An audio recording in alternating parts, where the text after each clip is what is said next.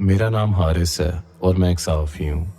मेरा ज़्यादातर काम तहकीकाती नौइयत का होता है और मैं इन कहानियों के पीछे की हकीकत जानने की कोशिश करता हूँ जिन्हें लोग महज अफ़साने समझते हैं।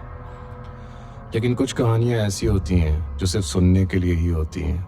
इन्हें जांचने की गलती नहीं करनी चाहिए। ये कहानी भी कुछ ऐसी ही है। एक ऐसी कहानी जिसे जानकर मेरी ज़िंदगी हमेशा के लिए बदल गई। ये वाक़या 2018 का है जब मुझे पाकिस्तान के एक दूर दराज के गांव चंदन कोट जाने का मौका मिला। ये गांव पंजाब के एक दूर दराज इलाके में था जहां लोग आज भी तावीज़ और काले जादू पर यकीन रखते हैं।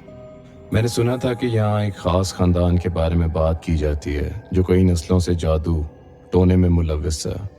कहा जाता था कि जो कोई भी इनके बारे में ज़्यादा जानने की कोशिश करता था वो या तो गायब हो जाता था या किसी खौफनाक अंजाम को पहुंच जाता था। बतौर सहाफ़ी मैं इस किस्म की कहानियों में ख़ास दिलचस्पी रखता हूँ। मैंने फ़ैसला किया कि मैं इस गांव में जाकर ख़ुद हकीकत मालूम करूँगा। गांव में दाखिल होते ही मुझे एक अजीब सी खामोशी महसूस हुई। ऐसा लग रहा था कि यहाँ ज़िंदगी कम और मौत का साया ज़्यादा हो। लोग मुझे अजीब नज़रों से देख रहे थे, जैसे इन्हें मालूम हो कि मैं यहाँ क्यों आया हूँ। एक बूढ़े शख्स ने मेरे करीब आकर सरगोशी में कहा, बेटा, जिस चीज़ को जानने की कोशिश कर रहे हो वो तुम्हें जीने नहीं देगी। यहाँ से चले जाओ जब तक वक्त है। लेकिन मैं पीछे हटने वाला नहीं था। मैंने एक छोटे से होटल में कमरा लिया और गांव के बारे में मालूमात जमा करने लगा। गांव में सबसे ज़्यादा डर जिस जगह से महसूस किया जाता था वो एक पुरानी हवेली नुमा मकान था।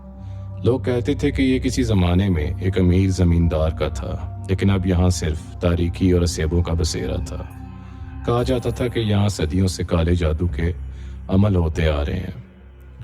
रात को मैंने फैसला किया कि मैं इस हवेली के अंदर जाकर खुद देखूंगा कि हकीकत क्या है। मैंने अपनी टॉर्च और कैमरा साथ लिया और खामोशी से दीवार फलांग कर अंदर दाखिल हो गया। हवेली के अंदर का माहौल नाकाबिले बयान था। हर तरफ स्याह रंग के अजीबो गरीब निशानात थे, जैसे किसी ने दीवारों पर खून से कुछ लिखा हो।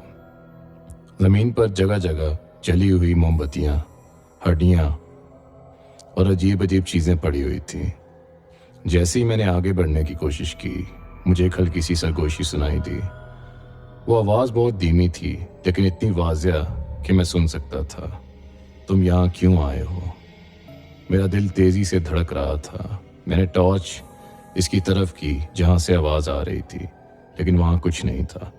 अचानक पीछे से किसी ने मेरे कंधे पर हाथ रखा। मैंने घबरा कर पीछे देखा, लेकिन वहाँ भी कोई नहीं था। मेरी हिम्मत जवाब देने लगी थी।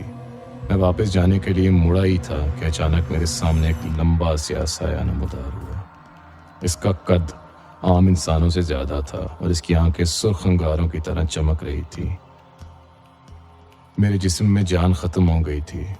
तुमने जो देख लिया है वो भूल जाओ, वरना तुम्हारी रूह कभी सुकून नहीं पाएगी। ये कहते ही वो साया मेरी तरफ बढ़ने लगा, लेकिन मैंने किसी न किसी तरह खुद को संभाला और दौड़ लगा दी। मैं दीवार फलांग कर बाहर आ गया, सीधा अपने होटल के कमरे में आकर दरवाज़ा बंद कर लिया। मेरी सांसें बेकाबू थीं, जिस्म पसीने से शराबोर था।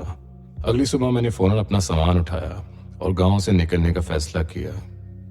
मैंने किसी से कुछ नहीं कहा, बस चुपचाप अपनी गाड़ी में बैठा और वहां से रवाना हो गया। लेकिन इस कहानी का अख्ताम यहाँ नहीं होता। जब मैं वापस शहर पहुंचा तो मुझे अजीबो गरीब चीजें महसूस होने लगी।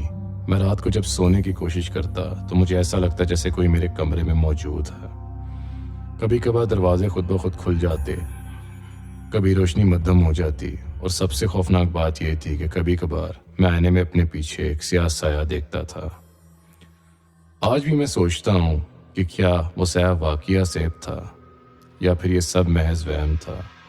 लेकिन एक बात का मुझे यकीन है, कुछ राज ऐसे होते हैं जिन्हें खोजने की कोशिश ना ही की जाए तो बेहतर है, क्योंकि कुछ साए कभी पीछा नहीं छोड़ते।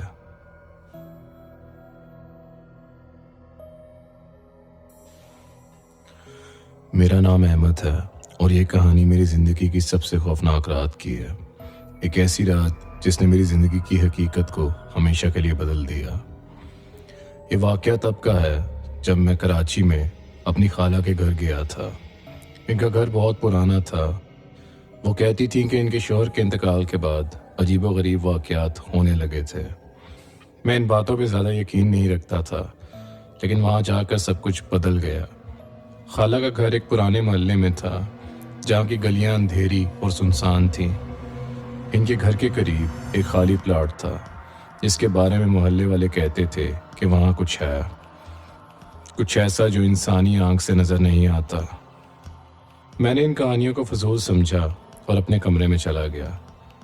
رات کا وقت تھا، ہر طرف خاموشی تھی، صرف دور سے کتوں کے بھونکنے کی آواز آ رہی تھی۔ میں اپنے موبائل پر ویڈیوز دیکھ رہا تھا جب اچانک دروازے پر آہستہ سی دستک ہوئی۔ میں نے دروازہ کھولا لیکن باہر کوئی نہیں تھا۔ میں نے سوچا شاید میرا وہم ہے اور دوبارہ بستر پر لیٹ گیا۔ چند منٹ بعد وہی آواز آئی، جیسے کوئی دروازے کو ناخنوں سے خروچ رہا ہو۔